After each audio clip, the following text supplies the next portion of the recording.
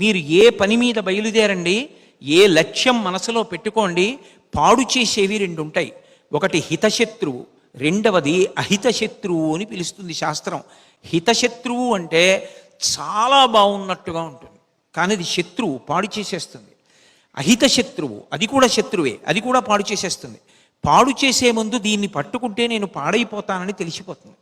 ఒకటి తెలియకుండా పాడు చేసేస్తుంది, ఒకటి తెలిసి పాడు చేసేస్తుంది. ఒక బ్యాట్స్మెన్ చాలా గొప్పవాడు అవ్వాలి అంటే కేవలంగా చాలా బాగా ఆడగలడు కాబట్టి బ్యాట్స్మెన్ కాడు. అతన్ని అందరికీ మార్గదర్శకుడిగా ఎప్పుడు చెప్తారంటే, ఏ బాలు కొట్టాలో దాన్ని కొట్టాలి, ఏ బాలు ముట్టుకోకూడదో దాన్ని వదిలిపెట్టి. అలా ఆడినప్పుడు కదా గొప్పవాడు అవుతాడు.